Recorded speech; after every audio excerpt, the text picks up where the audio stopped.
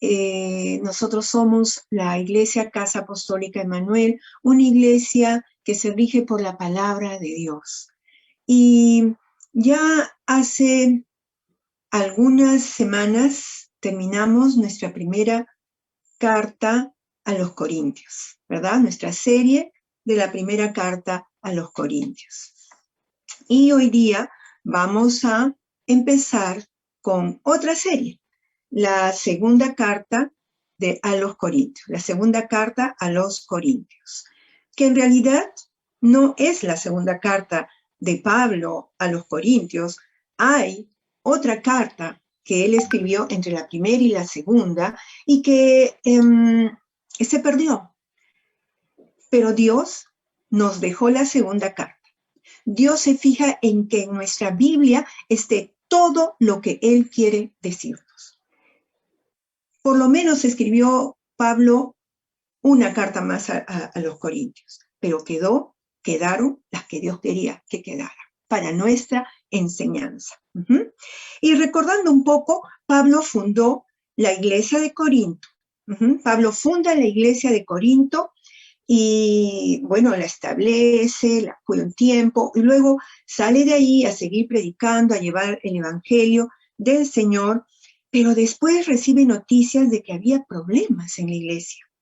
Y es ahí que escribe la primera carta a los Corintios para tratar estos problemas. Y ahí mismo les hace presente del viaje que iba a hacer. Se iba a ir a Macedonia, iba a pasar por ellos y luego iba de regreso de Macedonia, iba a volver a pasar por Corinto. Solo fue una vez. Ya de regreso no pasó por ellos, sino que les escribe una carta a la que él llama una carta dolorosa, como ya vamos a ver después. Los corintios, al leer esta carta, esta triste carta, se arrepienten. Y entonces Pablo les escribe la segunda, nuestra carta que tenemos en nuestra Biblia, segunda de Corintios. Y es así como hoy día entonces empezamos nuestra serie segunda de Corintios. Vamos a orar un momento para que el Señor nos siga hablando como nos habló tan precioso en la primera carta. ¿Sí? Vamos a orar. Señor amado, te damos gracias, Padre Santo, por este tiempo, amado Dios, que podemos separar para todos juntos, unidos en espíritu, Señor, celebrar tu día, exaltarte, adorarte, Señor, y también escuchar tu palabra, escuchar tu voz hablándonos, Señor. Y yo te pido que sea tu Espíritu Santo ayudándome, Señor, a compartir tu palabra como debo de hacerlo. Y, Señor amado, que todos podamos ser edificados con ella. Gracias, Señor. En el nombre de Jesús. Amén. Bien, vamos entonces a abrir nuestras Biblias en 2 de Corintios. Vamos a estar en el capítulo 1 y el capítulo 2. Y nuestro primer punto son los saludos. Yo a esta prédica la he titulado Dios de consolación y restauración. Nuestro primer punto, saludos. Esto lo vamos a encontrar en el capítulo 1, versos 1 y 2 para los que toman nota. Y vamos a leer el verso 1. Vamos a leer el verso 1. Dice, Pablo, apóstol de Jesucristo por la voluntad de Dios, y el hermano Timoteo a la iglesia de Dios que está en Corinto, con todos los santos que están en toda Acaya. Bien, lo primero que vemos, o sea, Pablo saluda de la misma forma que en la primera carta, y él hace presente de que su ministerio era por la voluntad de Dios. No era de hombres, era voluntad de Dios. Y esto es lo que nosotros tenemos que recordar con nuestro servicio al Señor, con el ministerio que el Señor nos da, que no es por nuestra voluntad, es por voluntad de Dios, que estamos donde estamos. Amén. Y entonces, Pablo prosigue y vemos entonces que esta carta está dirigida a los corintios, sí, pero no solamente a ellos, también les habla a los hermanos de Acaya. Bien, pasamos al segundo verso y lo vamos a leer. Verso 2 dice: gracia y paz a vosotros, de Dios nuestro Padre y del Señor Jesucristo. Qué precioso, ¿verdad? Nuevamente la gracia y la paz de Dios. La gracia que es el favor de Dios para con nosotros. Son todas esas bendiciones de Dios para con nosotros. Y dice que esta gracia de Dios va a producir como fruto paz. Entonces lo que Pablo le estaba diciendo a los corintios es que la gracia de Dios se manifestará en sus vidas produciendo paz en ellos. ¿Y saben qué? El único que puede darnos paz verdadera es el Señor.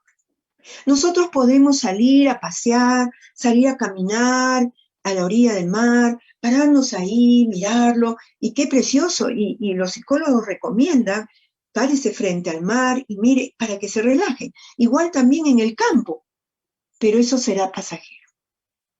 Eso será pasajero. El único que nos puede dar la paz verdadera, aún en medio de todo conflicto, es el Señor. Es Dios.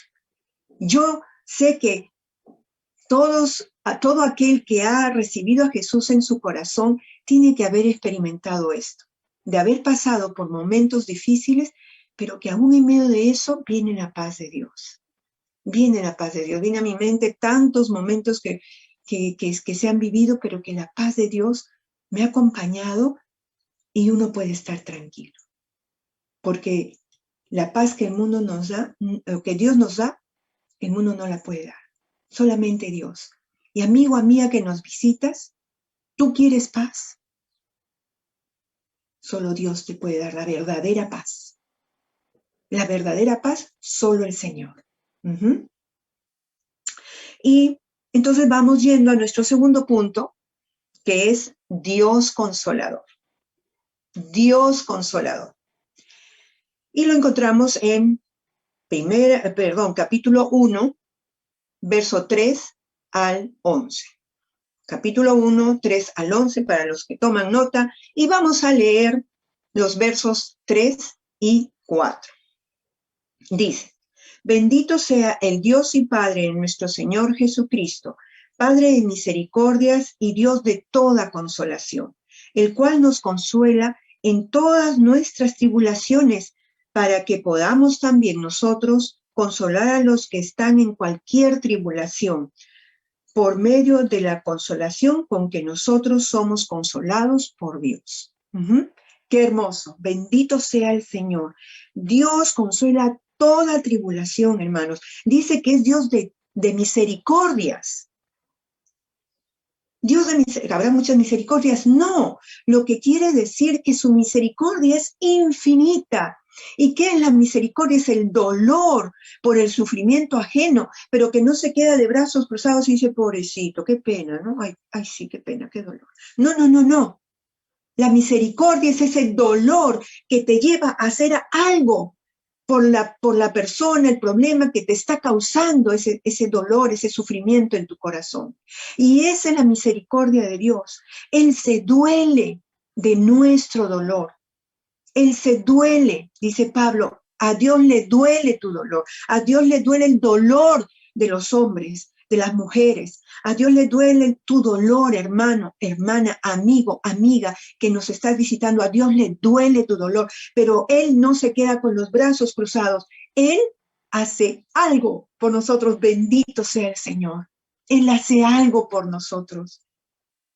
Sí, porque Él es Dios de misericordias y de toda consolación.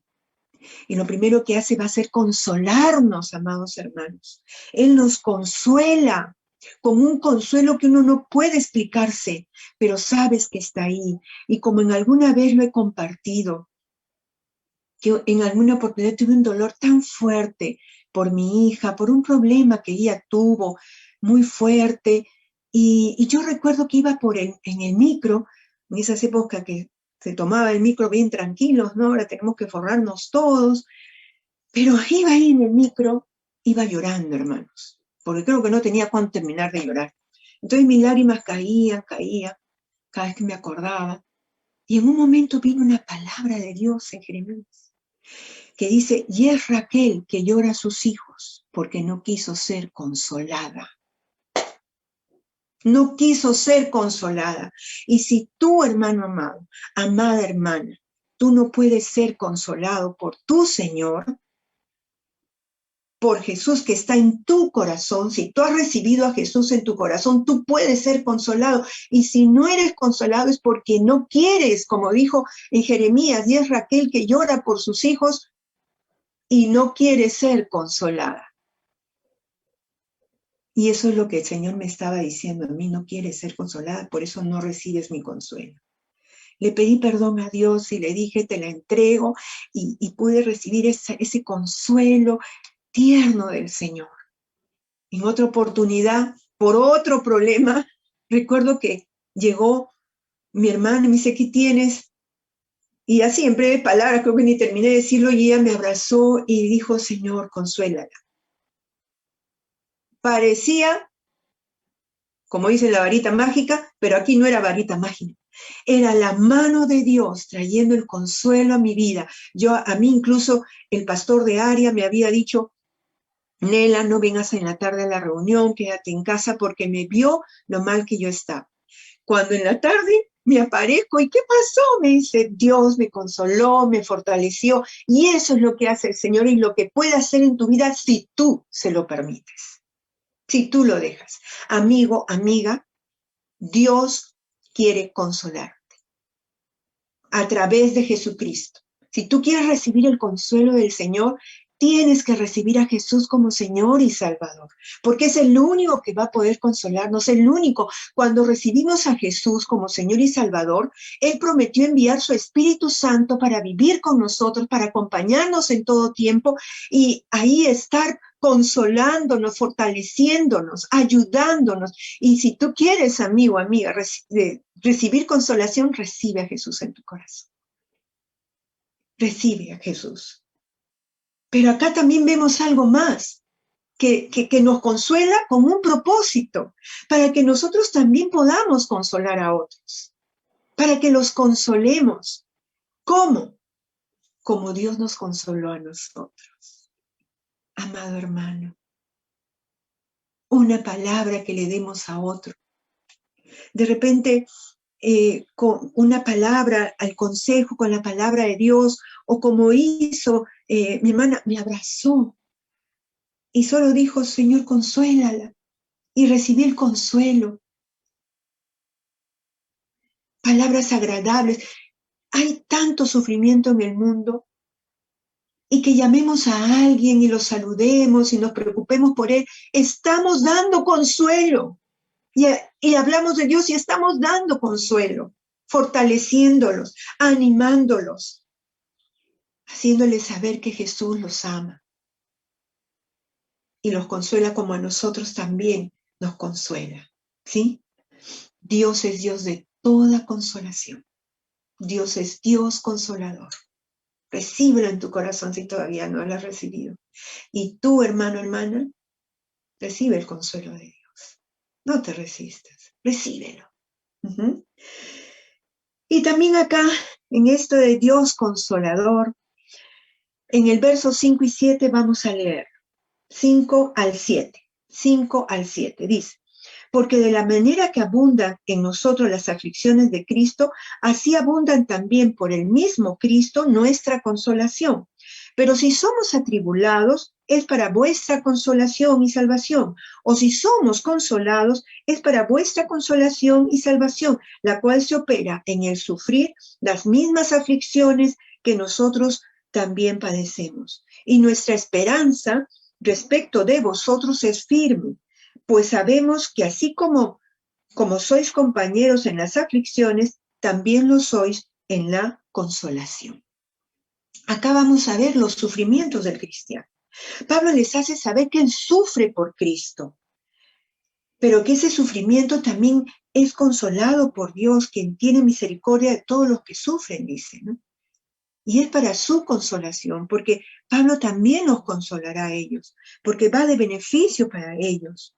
¿Y sabes qué, hermano? Seguir a Cristo traerá sufrimiento. ¿Por qué? Porque es correr contra la corriente. Es correr contra la corriente. Es vivir la palabra de Dios y que el mundo se oponga. Ay, no, pero la gente no suponga que yo sea cristiano. Sí, diles que no vas a mentir cuando ellos te piden que mientas. ¿Mm? Dile, lo siento, pero no voy a hacer lo que tú haces porque Dios nos enseña que no es correcto. A ver si no te van a quitar el agua. A ver si no se van a ir apartando de ti. Seguir a Cristo es ir contra la corriente. No nos sorprendamos del fuego de la prueba, como dice Pedro. Porque es así la vida cristiana. Jesús advirtió, en el mundo van a tener aflicción. ¡Wow! Pero también dijo algo más. Pero no se preocupen, yo he vencido al mundo. Es decir, Jesús fue contra la corriente y se mantuvo íntegro. Íntegro hasta el final, hasta llegar a la cruz. Íntegro. Y ahora ese Jesús que se mantuvo íntegro, que venció el pecado, que venció esta vida, ese Jesús mora en nuestro corazón para ayudarnos a mantenernos firmes, a seguir adelante. Y nos anima, y nos consuela, y nos fortalece, nos aconseja. Él hace todo para que sigamos adelante.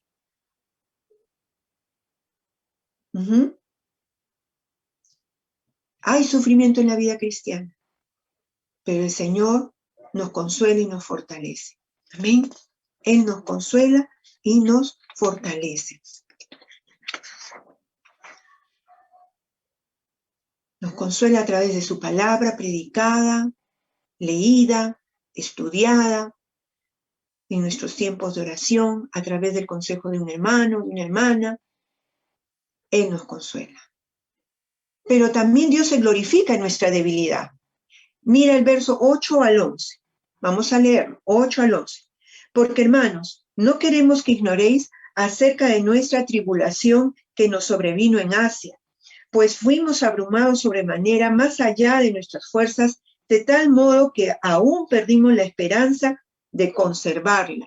Pero tuvimos en nosotros mismos sentencia de muerte, para que no confiásemos en nosotros mismos, sino en Dios que resucita a los muertos, el cual nos libró y nos libra, y en quien esperamos que aún nos librará de tan gran muerte. Cooperar hasta ahí nomás, hasta el verso 10.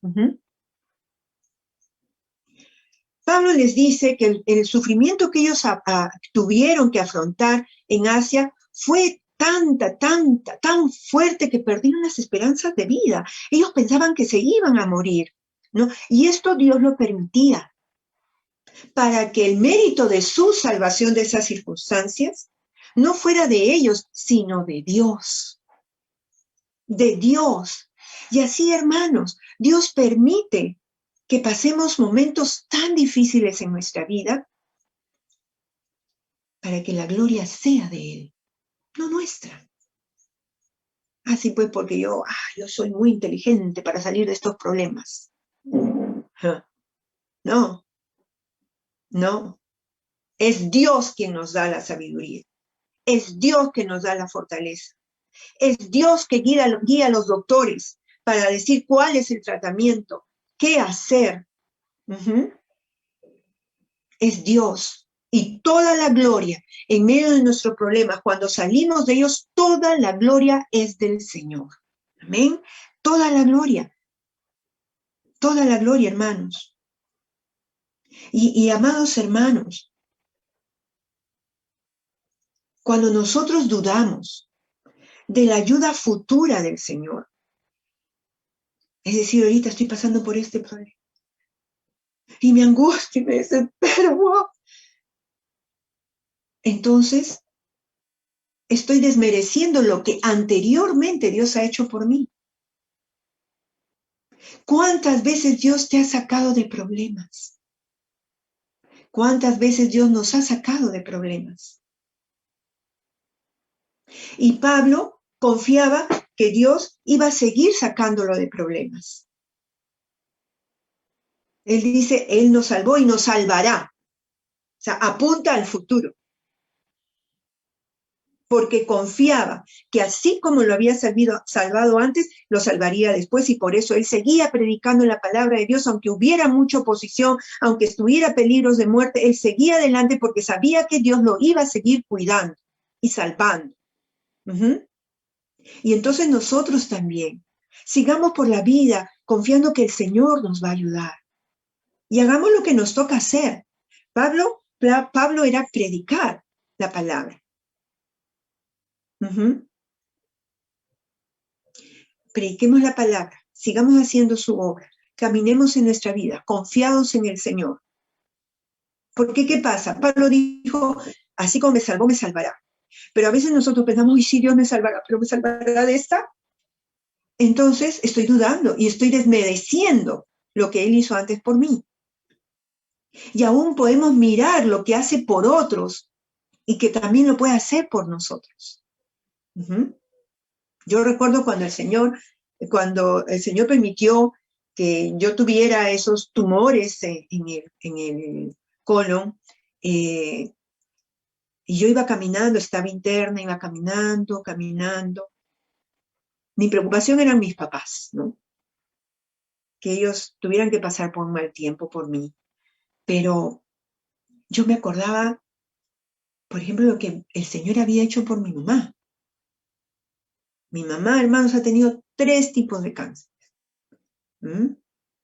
Y de todos el Señor la libró, que un doctor le dice, uy, Señor, usted se muere de lo que sea menos de cáncer.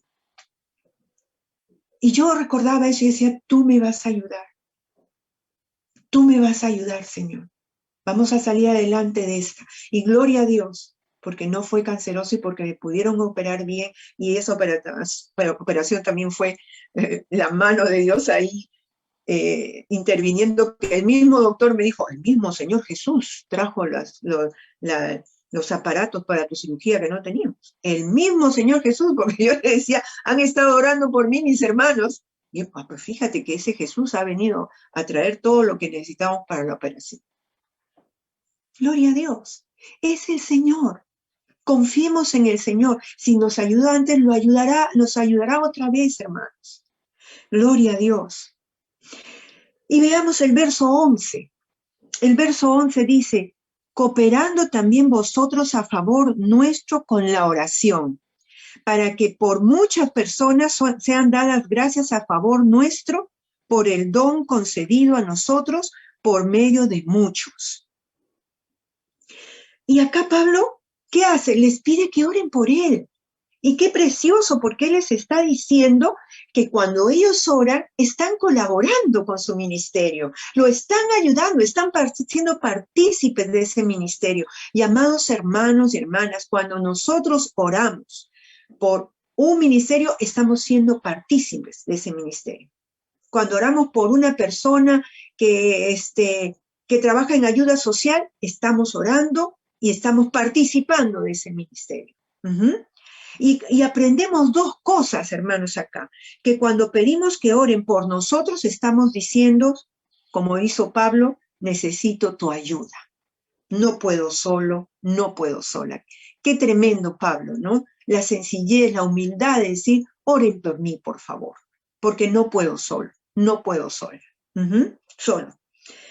Y cuando oramos por otros, como ya dije, estamos colaborando con el ministerio, con el servicio por el que oramos, o si oramos por el problema de alguna persona, estamos también participando en la solución de ese problema. Señor, ayuda a mi hermano Pedrito, Señor, ayúdalo, que está pasando por este otro problema. Entonces el Señor va obrando y yo también estoy participando de la solución de ese problema. Bien, entonces nosotros vemos en este segundo punto cómo Dios es Dios consolador. Amén. Pero en nuestro tercer punto vemos algo más. Vemos la sabiduría divina. Sabiduría divina. Y esto lo vamos a encontrar en capítulo 1, verso 12, al capítulo 2, verso 4. Capítulo 1, verso 11, al capítulo 2, verso 4. Para los que toman nota. Y todos deberíamos de tomar nota. Es bueno, muy bueno. A uno se le queda más. Bien, sabiduría divina. En esta porción Pablo va a explicar por qué retrasó su viaje a Corinto. Pues en lugar de ir a ellos, les escribe una carta. Como en la introducción dije, ¿verdad? Pablo les había escrito la primera carta por los problemas que habían y entonces les dice, voy a ir a verlos. Cuando vaya por Macedonia, voy a pasar por donde ustedes y de regreso también volveré a pasar por ustedes, ¿no? Pero ¿qué sucede? Que Pablo pasó por donde ellos, pero cuando ya de Macedonia va a pasar a Judea, ya no pasó por donde ellos, sino que les escribe una carta, ¿no? Y Pablo les explica. Ahí está la carta es que decimos se perdió, ¿verdad? Bien, así Pablo entonces inicia esta explicación, pero hace una introducción de la que vamos a sacar algunas enseñanzas. La primera, vamos a leer capítulo 1, verso 12 al 14. Dice, porque nuestra gloria es esta, el testimonio de nuestra conciencia, que con sencillez y sinceridad de Dios, no con sabiduría humana, sino con la gracia de Dios, nos hemos conducido en el mundo y mucho más con vosotros, porque no os escribimos otras cosas de las que leéis o también entendéis, y espero que hasta el fin las entenderéis, como también en parte habéis entendido que somos vuestra gloria, así como también vosotros la nuestra para el día del Señor Jesús. Y aquí Pablo hace ver que su gloria, si algo de orgullo, si algo le enorgullecía, es decir, le traía alegría, se sentía satisfecho, si por algo tenía alegría, si por algo estaba satisfecho, era de su conducta, de cómo él se había comportado, se había conducido con ellos y con el mundo, en todo lugar. Él tenía la conciencia limpia de haber hecho todo con sinceridad, con sencillez delante del Señor. Pablo no era doble cara. Con ustedes me porto así, con el mundo me porto así. No. Él tenía una buena conducta delante de Dios en todo lugar. En todo lugar se dejaba llevar por el consejo de Dios. Él no tenía, no se guiaba por las cosas del mundo, con astucias, artimañas, bajos motivos, afición al propio crédito, ¿no? Al engrandecimiento. No me gusta, que me alaben, ¿no? Que crean que soy lo mejor. No, él no era así, sino que su conducta era por la gracia de Dios, el ser guiado y controlado por la gracia de Dios, por su Espíritu Santo. Y así también nosotros debemos, amados hermanos, cuidar nuestra conducta para con todos y conducirnos correctamente por la gracia del Señor y con la sabiduría de Dios. Esto es, vivir conduciéndonos por la palabra de Dios, según el consejo que el Señor nos da en su palabra. Pablo les va a decir también de que todavía no entendían muy bien lo que él les escribía, lo que él estaba haciendo, su proceder, pero ellos, le dice Pablo, ustedes van a llegar a entenderlo, ustedes van a llegar a entender lo que les estoy hablando, por qué me estoy comportando así, lo van a llegar a entender. Entonces entenderían que Pablo, Silvano y Timoteo, que eran sus líderes espirituales, como líderes espirituales cuando el Señor llegara por segunda vez, porque el Señor va a venir por segunda vez, va a regresar por su iglesia, gloria a Dios, como ya hemos visto en la primera carta a los Corintios, ¿no? Cuando el Señor llegara, entonces ellos se iban a sentir satisfechos. Los corintios iban a estar satisfechos, iban a estar alegres de que Pablo, Timoteo, Silvano, ellos hayan sido sus líderes espirituales. Ellos en ese momento se van a sentir felices. Y así también Pablo y sus compañeros, Timoteo, Silvano, ¿no? Ellos también se iban a sentir bien de haber cuidado de los corintios, de haberlos pastoreado, de haberlos guiado. cuando el Señor venga, ellos se iban a sentir satisfechos por la tarea hecha con los corintios. Y esto, amado hermano, nos enseña a nosotros que cuando venga el Señor Jesús y podamos entregarle el servicio que hemos hecho para ellos, vamos a estar alegres, satisfechos si lo hemos hecho bien delante de Dios, con amor, con responsabilidad, sin ninguna motivación mala, sino sinceramente delante de Dios, con amor, si lo hacemos así, siguiendo el ejemplo de Pablo. Entonces, amados hermanos, a seguir en la obra del Señor. Otra cosa que aprendemos en el capítulo 1, ahí del 15 al 22, vamos a leer 15 al 22, Pablo, antes de explicarles por qué cambió de planes, sigue, 15 al 22. Con esta confianza quise ir primero a vosotros, para que tuvieseis una segunda gracia, y por vosotros pasar a Macedonia, y desde Macedonia venir otra vez a vosotros, y ser encaminados por vosotros a Judea. Así que al proponerme esto, ¿usé de ligereza? ¿Usé quizá de ligereza? ¿O lo que pienso hacer? ¿Lo pienso según la carne, para que haya en mí sí y no?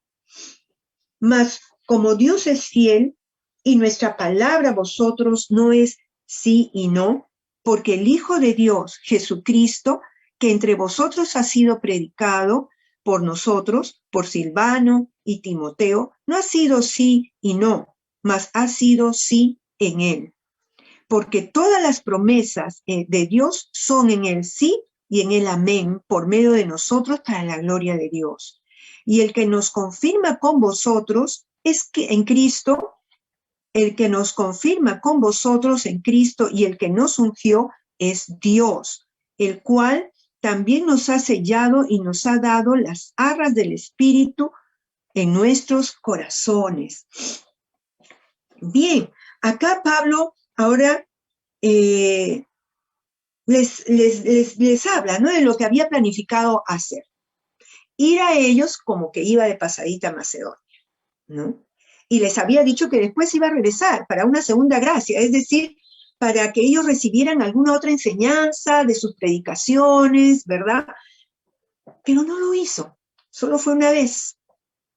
Y parece pues de que acá los hermanitos de Corinto hoy se habían puesto a pensar mal de Pablo, ¿no? Pablo, mira, a ver pues, carnal el Pablito, ¿no? ¿Qué pasó? Y Pablo le dice, ¿qué? ¿Ustedes creen que yo he actuado con ligereza? ¿Según mi carne? ¿No? Y Pablo les explica que no era así. Y que así como Dios es fiel y su sí es sí, y así como todas las promesas de los profetas y los patriarcas en el Antiguo Testamento acerca del Mesías se cumplieron en Jesús, porque Dios es fiel, así también Pablo era veraz. Él les había dicho lo que él estaba pensando hacer, ¿verdad? Él les explica, así no es. Todo lo hacía orando y guiándose del Señor.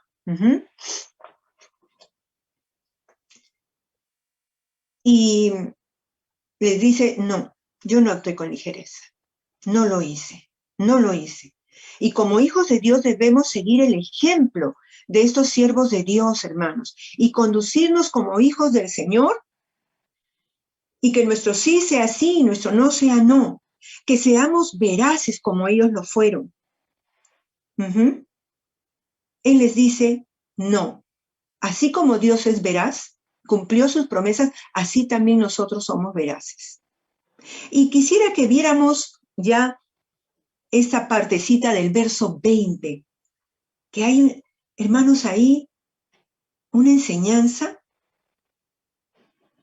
que debe darnos confianza en el Señor. Verso 20, leámoslo otra vez, dice, porque todas las promesas de Dios son en Él sí y en Él amén, por medio de nosotros para la gloria de Dios. O sea, Dios había cumplido todas las promesas que hizo a través de los patriarcas y los profetas acerca del Mesías en Cristo, ¿verdad? Y así como Él ha cumplido esas promesas, hermanos amados. Dios cumple todas sus promesas. No hay una sola que Dios deje de cumplir. Y si algo te ha prometido el Señor, Dios lo va a cumplir. Amén. Dios va a cumplirlo, hermano. Dios es Dios de consolación, te va a consolar porque Él lo ha prometido. Amén. Dios es Dios de paz, te la va a dar porque Él ha prometido. Mi paz os doy, dijo Jesús. Él la da. Y así, toda promesa, Dios la va a cumplir. Y ellos, pues, dicen que así también ellos son fieles. Porque ellos seguían, Pablo y sus compañeros, seguían el ejemplo de Jesús, el ejemplo de Dios de ser veraces. Y en el 21 y 22 dice, 21 y 22 dice, y el que nos confirma con vosotros en Cristo y el que nos ungió es Dios, el cual también nos ha sellado y nos ha dado las arras del Espíritu en nuestros corazones. Pablo sigue enseñándoles y diciéndoles que tanto los corintios como Pablo, Timoteo, Silvano, que eran sus líderes, eran afirmados en el Señor y habían sido sellados por el Espíritu Santo. Ellos habían sido afirmados por el Espíritu Santo. Ellos habían sido sellados con ese sello que quiere decir somos propiedad de Dios. Cuando el Espíritu Santo viene a nuestros corazones, cuando hemos recibido a Jesús, es un sello, es la garantía, es nuestro sello de propiedad. Tener el Espíritu Santo es el sello que dice, pertenezco a Cristo. Y no solamente eso, sino que dice que son las arras, la garantía. ¿Qué garantía de qué? De que vamos a recibir esa vida con Jesús.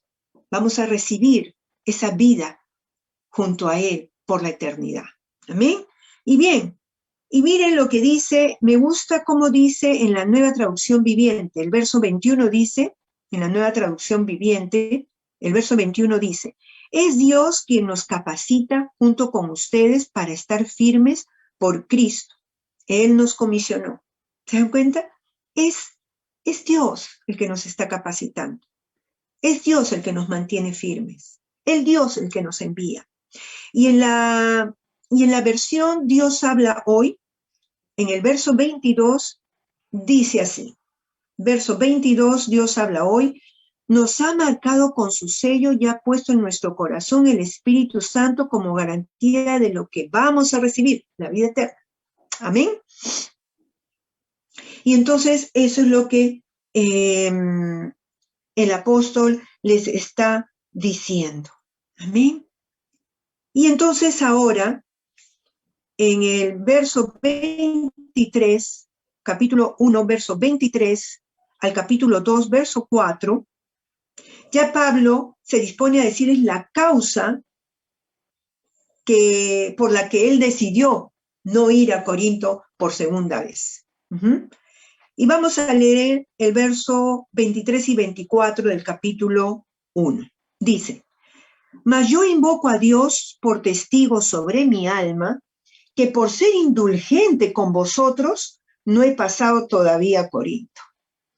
No que nos enseñoremos de vuestra fe, sino que colaboramos para vuestro gozo, porque por la fe estáis firmes. Qué tremendo. Acá Pablo ya les dice, ¿saben qué cosa? ¿Saben por qué no he ido? Por ser indulgente con ustedes. Y ¿sabes qué? La versión Dios habla hoy dice, por consideración a ustedes, por consideración a ustedes. Y en la Nueva Traducción Viviente dice, para ahorrarles una severa reprimenda. Para ahorrarles una severa reprimenda. ¡Wow! Pablo les dice, ¿sabes qué? Por no reprenderlos con dureza, no he ido a ustedes. No ha sido porque soy un carnal o estoy mintiendo, sino por amor a ustedes. Dice, ¿no? Pablo dice que había evitado reprenderles por su conducta. Él no quería ir a visitarlos otra vez para tristeza, porque cuando se dirigió a Macedonia, pasó por donde ellos, después de su primera carta, ¿no? Pasó por ellos y tuvo que tener un momento de reprenderles, de decirles que estaban comportándose mal. Fue triste esa visita. Entonces, de Macedonia, cuando ya iba de regreso, él no quiso pasar. Él ya no quiso pasar porque no quiso tener otra visita así de triste. Ya no lo quiso hacer. Y les hace saber inmediatamente, ¿no?, que no era dueños de su fe. Pero ¿saben qué cosa? Yo no soy dueño de la fe de ustedes, ¿eh? No soy dueño de la fe de ustedes, dice, ¿no? Acá, no que nos enseñoremos de vuestra fe, no que seamos sus dueños, dice, ¿no?, de la fe de ustedes. No, no es así. Pues ellos se mantenían firmes, dice, por su fe, por la fe de ellos mismos, ellos se mantenían firmes en el Señor, sino que él deseaba que tuvieran gozo, el gozo que fluye de la fe, ¿no? Entonces, Pablo les está diciendo eso. Amados hermanos, si yo no fui, fue para que no tuviera que reprenderles otra vez, sino que yo quiero que ustedes tengan gozo de la fe que ustedes tienen, porque yo no soy dueño de su fe. La fe que ustedes tienen se las ha dado el Señor, no yo. Ustedes están firmes en el Señor, así como yo estoy firme en mi Señor, por la fe, no por un hombre. No, ustedes no están firmes por mí. Ustedes están firmes por la fe en el Señor. Y es así. La fe nos mantiene firmes en el Señor, nuestra fe. Y los ministros, amados hermanos, los pastores, los líderes espirituales, son instrumentos de Dios. Ellos no son los que nos mantienen firmes en la fe. Es Dios por su Espíritu Santo, por su palabra, que se produce esa fe en nosotros que nos hace mantenernos firmes en el Señor. Y los ministros y los líderes espirituales somos instrumento de Dios para eso. Nosotros no producimos la fe. Es la palabra de Dios. El Espíritu Santo en nosotros, por su palabra, hablándonos, produce esa fe que nos permite estar firmes en el Señor. Amén. Amén. Y eso Pablo les explica. Capítulo 2, verso del 1 al 4. Vamos leyendo. Dice: esto pues determiné para conmigo, no ir otra vez a vosotros con tristeza, porque si yo os contristo, ¿quién será luego el que me alegre, sino aquel quien yo contristé? Y esto mismo os escribí, para que cuando llegue no tenga tristeza de parte de aquellos de quienes me debiera gozar, confiando en vosotros todos, que mi gozo es el de todos vosotros. Porque por la mucha tribulación y angustia del corazón os escribí con muchas lágrimas, no para que fueseis contristados, sino para que supieseis cuán grande es el amor que os tengo.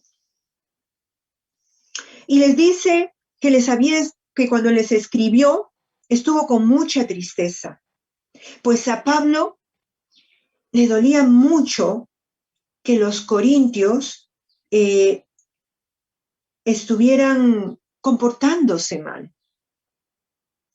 A él le dolía eso, le dolía la conducta de los corintios. Se angustiaba por ello. ¿Por qué? Porque los amaba, porque les tenía mucho amor. Y eso es lo que él quiso expresar al escribirle esta carta con lágrimas, dice, que los amaba tanto que le dolía que ellos estuvieran comportándose mal. Y si nosotros amamos la iglesia del Señor, amados hermanos, debería causarnos dolor, tristeza, angustia que alguien esté en pecado, que una hermana, un hermano caiga en pecado. No es para señalar, no es para juzgar, es para dolernos, orar por ellos. Y cuando los líderes, los pastores, los ministros corrigen, es para su bien. Es para que su fe siga siendo edificada. Porque les amamos. Vemos pues nosotros cómo Dios le dio sabiduría a Pablo. Por eso digo sabiduría divina en este punto. Porque Pablo había recibido esa sabiduría de Dios para no ir esa segunda vez es de vuelta a los Corintios, porque iba a ser un tiempo triste, otra vez de reprimenda, y eso es lo que él no quería. Y entonces vemos nosotros que Dios da sabiduría, sabiduría divina. Y nuestro cuarto punto, el perdón edifica. El perdón edifica.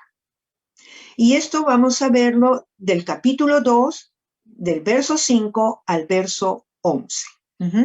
Capítulo 2, verso 5 al 11. En esta porción Pablo habla acerca del perdón que se le debe de dar al hermano que había cometido esta falta grave. Y vamos a leer capítulo 2, 5. Dice, pero si alguno me ha causado tristeza, no me la ha causado a mí solo, sino en cierto modo, por no exagerar, a todos vosotros. Y Pablo hace ver cómo cuando alguien hace algo malo, le duele a todos, no solamente al ofendido, como en este caso fue el líder, sino a todos, como dice en 1 Corintios 12:26, para los que toman nota. 1 Corintios 12:26, que dice, cuando un miembro se duele, todos se duelen. Todos se duelen. Así es, somos un cuerpo en Cristo, como hemos visto ya en 1 Corintios, y cuando un hermano se duele, entonces todo el cuerpo se duele. Y aquí la ofensa había sido el líder, pero eran muchos los que habían sido afectados, ¿no? Tenemos que tener en cuenta eso, hermano. El pecado afecta a todos. Versos 6 al 10. Vamos a leer versos 6 al 10. Dice, le basta a tal persona esta reprensión hecha por muchos. Así que, al contrario, vosotros más bien debéis perdonarle y consolarle para que no sea consumida de demasiada tristeza. Por lo cual os ruego que confirméis el amor para con él, porque también para este fin os escribí, para tener la prueba de si vosotros sois obedientes en todo, y al que vosotros perdonáis, yo también, porque también yo lo he perdonado, si algo he perdonado, por vosotros lo he hecho en presencia de Cristo. Ahora Pablo les dice que ya el hermano tuvo bastante ya. Esa falta que cometió ya fue disciplinada, tuvo bastante con la reprensión que había recibido y que lo que se tenía que hacer después del perdón, o sea, ya lo perdonaron, entonces hay que restaurar. Hay que restaurar. Hay que restaurar a ese hermano por la vía del amor. Cuídenlo, consuélenlo, anímenlo, edifíquenlo. No lo dejen ahí, abandonado, te portaste mal, disciplinado, guácate, ahí te quedas. No, porque si no, dice, él puede desanimarse. Cuando se disciplina para restauración. Cuando se corrige para restauración.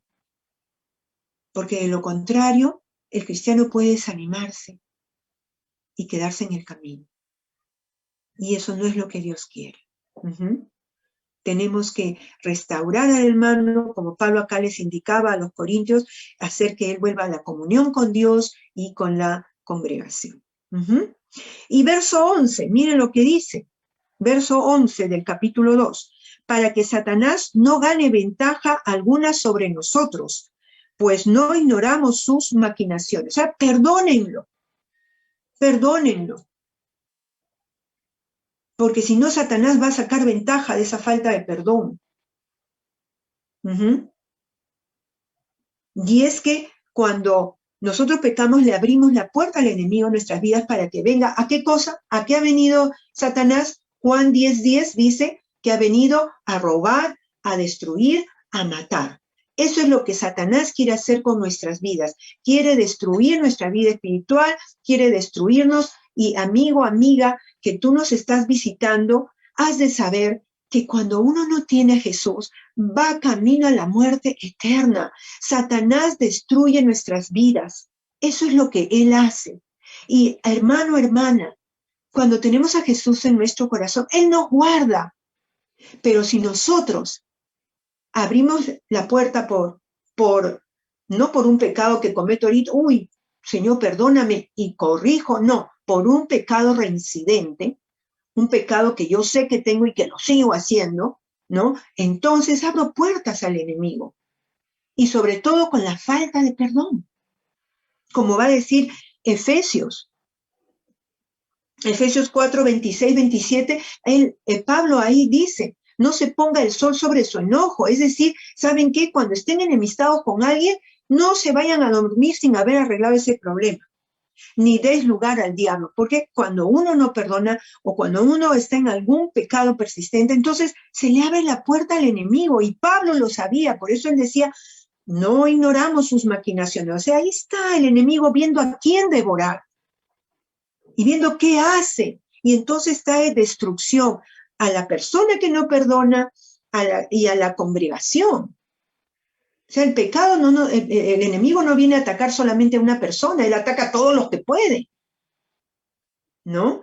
Entonces nosotros tenemos que perdonar. Pablo les decía, perdónenlo ya y restáurenlo, porque si no el enemigo se va a aprovechar de eso y va a destruir sus vidas, va a destruir la congregación.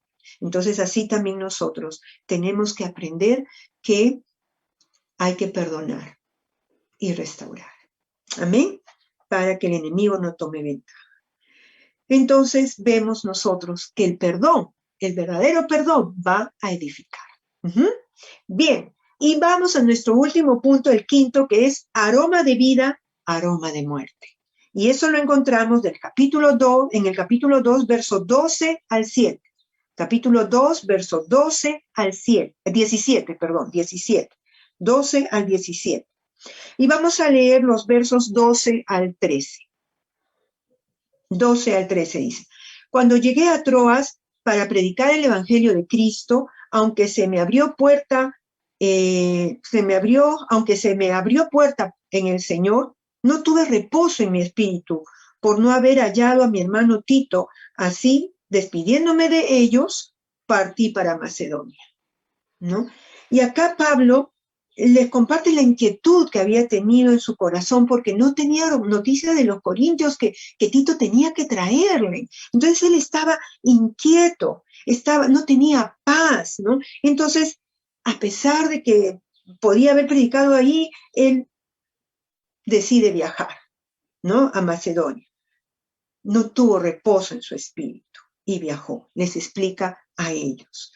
Verso 14 al 16 les dice, mas a Dios gracias, el cual nos lleva siempre en triunfo en Cristo Jesús, y por medio de nosotros manifiesta en todo lugar el olor de su conocimiento, porque para Dios somos grato olor de Cristo en los que se salvan y en los que se pierden. A estos ciertamente olor de muerte para muerte, y a aquellos olor de vida para vida. Y para estas cosas, ¿quién es suficiente? Pablo va a decir que Dios lo llevaba en triunfo, que si no predicó en Troas, de todas maneras lo hacía por donde quiera que él iba. Por donde quiera que él iba predicando la palabra. No predicó en Troas, pero él viajó y en su viaje él iba predicando. Y esto era un triunfo, ¿no? En Jesús. Él iba llevando el olor del conocimiento del mensaje de Cristo, que era un olor agradable. Él llevaba la predicación de la salvación en Cristo por donde quiera que iba.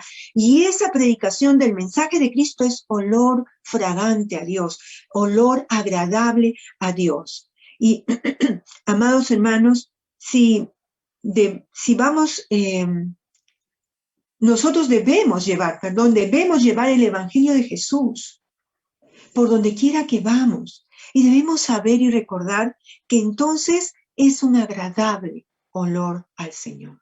Cuando nosotros llevamos el mensaje de Jesús, es olor grato, porque el mensaje de la salvación en Cristo es olor grato, amados hermanos. Somos olor grato.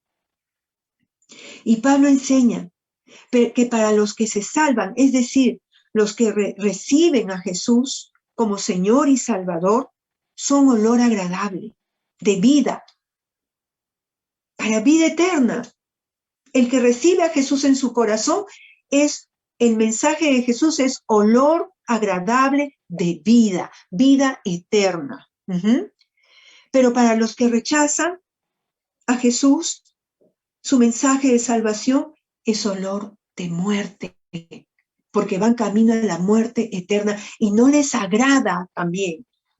No les agrada.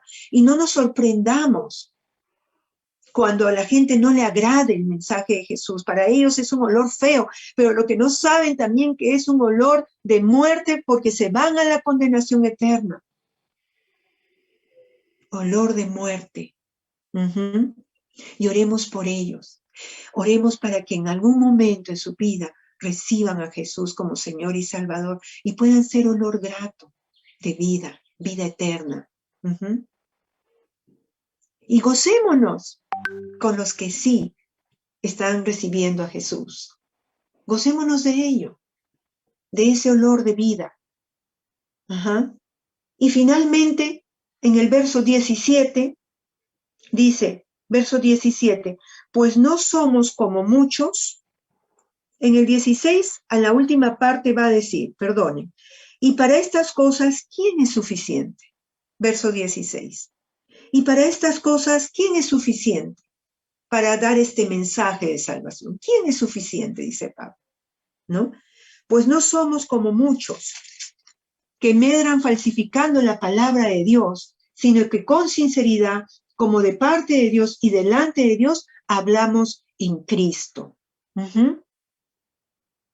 Pablo finalmente se pregunta, ¿quién está capacitado para esta tarea de llevar el mensaje de salvación? A lo que Pablo no responde, no, él no hace eso, pero sí hace ver cómo son los predicadores